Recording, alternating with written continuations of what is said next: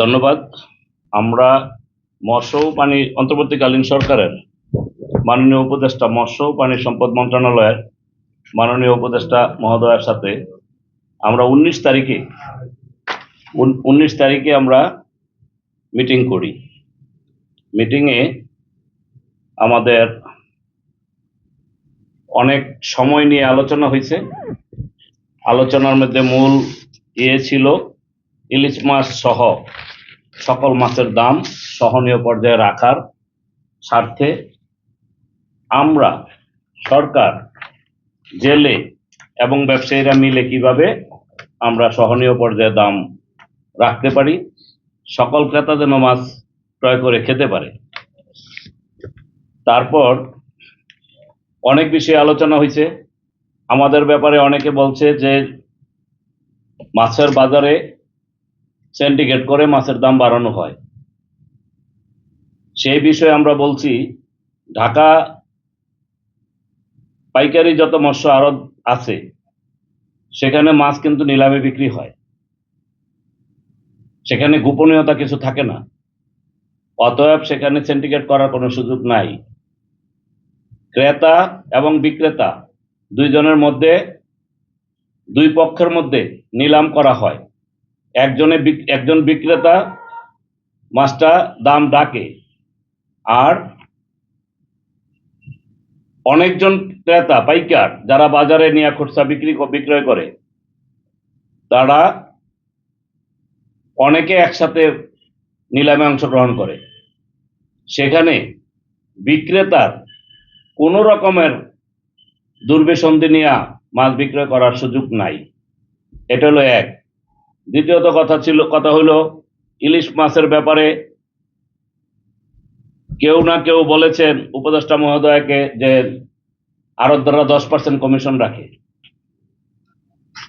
আমরা ওনাকে কথা দিয়ে আসছি, ঢাকা মহানগর সম্মিলিত মৎস্য আড়ত মালিক বহুমুখী সমবায় সমিতি লিমিটেডের পক্ষ থেকে আমরা সকল আড়ত মালিকদের, মার্কেট মালিকের সমিতির সভাপতি ও সাধারণ সম্পাদক নিয়ে আমরা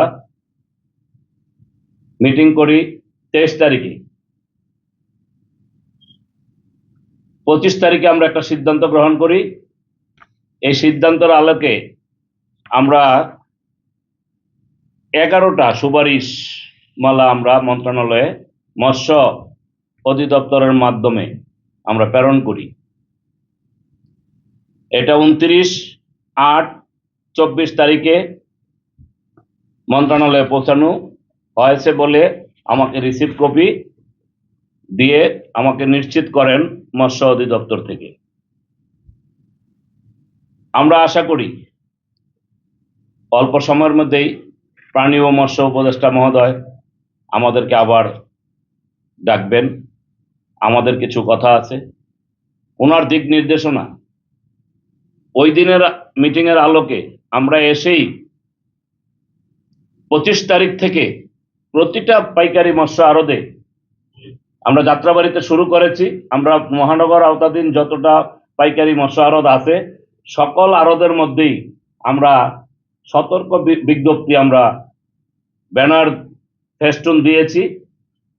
সেখানে আড়তদাররা যে মাছ বিক্রি করেন পাইকারদের কাছে, সেই পাইকারদেরকে পাকা রসিদ প্রেরণ করতে হবে। 25 তারিখ থেকে কিন্তু আমাদের ব্যবসায়ীরা পাকা রসিদ প্রেরণ করছে এবং ওজন সঠিক মাপ দেওয়ার জন্য আমরা কাজ করে যাচ্ছি। এবং 25 তারিখ থেকে আমরা মহানগরের যত ব্যবসায়ী আছেন 10% কমিশন নামক কথাটা প্রচলিত ছিল, যাহা বর্তমান সভার সিদ্ধান্ত মোতাবেক 25/8/2024 তারিখ হইতে ঢাকা মহানগর আওতাধীন সমস্ত পাইকারি বাজারে আড়তদার ব্যবসায়ীগণ 5% হারে কমিশন ধার্য করা হইল। আমরা আশা করি উপদেষ্টা মহোদয়ের সাথে বসলে, আবারও যদি বসি, আগামী সভায় আমরা ব্যবসায়ীদের সাথে ইতিমধ্যে আরো আলোচনা করেছি, প্রয়োজন বুঝে যদি আমাদের কমিশনের জন্য মাছের দাম বৃদ্ধি হয় মনে হয়, তাইলে আমরা আরো 1% কমিয়ে আমরা 4% কমিশন নির্ধারণ করতে চাই। আজকে 1/9/2024 রবিবার সন্ধ্যাকালীন মাগরিবের পর, আসরের পর মাগরিবের আগে আমাদের যাত্রাবাড়িতে রাঙ্গামাটিস্থ ঢাকা মার্কেট, রাঙ্গামাটি নামকরণ করে একটা মার্কেট আছে যাত্রাবাড়িতে, সেই মার্কেটে কাপ্তাই হ্রদ, রাঙ্গামাটি হ্রদের মাছ 9 মাস ধরা হয় বছরে। সেই মাছ যাত্রাবাড়িতে আসে, ঢাকাগামী টোটাল মাছটা যাত্রাবাড়িতে আসেন। এইখানে মাছটা বিক্রয় হয় সারা রাত্র এবং সকাল পর্যন্ত পাইকারি। এখান থেকে ঢাকার বিভিন্ন বাজারে মাছটা যায় এবং ঢাকা বিভাগীয় এলাকায় প্রত্যেকটা বাজারে এই মাছটা এখানে যায় এবং ঢাকার বাহিরেও অনেক জেলাতে এই মাছটা পাইকাররা এখান থেকে কিনে পিকআপে করে নিয়ে যায়। তবে আপনার মাধ্যমে আমরা যেহেতু 19 তারিখে উপদেষ্টা মহোদয়ের সাথে মিটিং করেছি, তার আলোকে আমরা আসার পরে আমরা ঢাকা মহানগর সম্মিলিত মৎস্য আড়ত মালিক বহুমুখী সমবায় সমিতি লিমিটেডের পক্ষে আমরা মার্কেটে নিজস্ব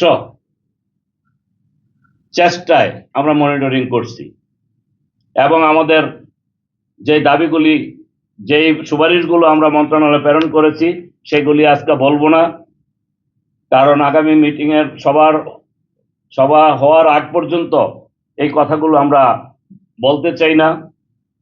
তারপরেও আমরা বসে নেই, বাজার যাতে শৃঙ্খলা থাকে, বাজার পরিষ্কার পরিচ্ছন্ন থাকে, চাঁদা মুক্ত থাকে এবং এই লক্ষ্যে মাছের দাম যাতে সহনীয় পর্যায়ে থাকে আমরা কাজ করে যাচ্ছি। আমরা বৎসরে 9 মাস ওই লেগের মাছ আমরা আহরণ করে থাকি এবং আমরা বাজারজাত করে থাকি। যাত্রাবাড়িতে যে মাছগুলো আসে শুধু যাত্রাবাড়িতেই থাকে না, সারা ঢাকায় এবং ঢাকার আশেপাশে অনেক বাজারে চলে যায় এবং বিভিন্ন জাতীয় মাছ। তো এই জন্য আমরা অবশ্যই দাবি করতে পারি যে আগামী দিন থেকেই এই মাছটা আমদানির কারণে, এই মাছটা ঢাকায় আসার কারণে আমরা বাজারজাতকরণে যদি সুন্দর পরিবেশ এবং পরিবহন, রাস্তাঘাটে কোনো বিশৃঙ্খলা আমাদের না হয়, তাহলে আমরা নিশ্চিত যে আগামী 2-1 দিনের মধ্য থেকে মাছের দাম কমে আসবে। এই হ্রদে এখন ধরা পড়বে কাসকি,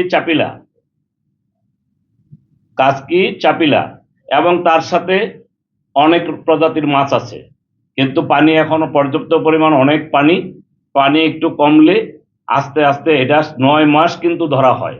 এই জন্য আমরা চাই না যে হঠাৎ করে একদিনে 50 গাড়ি মাছ আসুক। আমরা চাই না যে একদিনে মাছটা 1 মাসে 2 মাসে মাছটা ধরে নিয়ে আসি না। আমাদের ওখানেও যারা ব্যবসা করে, যারা জেলে আছে, তারাও চায় যে আমরা পূর্ণাঙ্গ 9 মাস যাতে কম ধরে আমরা বাজারজাত করতে পারি। অনেক প্রকারের মাছ আছে। কিছুদিন পরেই শীতকালে পানি যখন কমবে তখন বড় মাছ ধরা পড়বে, সেখানে রুই, কাতল, চিতল, মৃগেল, অনেক রকমের মাছ আছে। ধন্যবাদ আপনাকে, ধন্যবাদ মৎস্য ও প্রাণী সম্পদ মন্ত্রণালয়ের বর্তমান উপদেষ্টাকে এবং ধন্যবাদ জানাই অন্তর্বর্তীকালীন সরকারকে।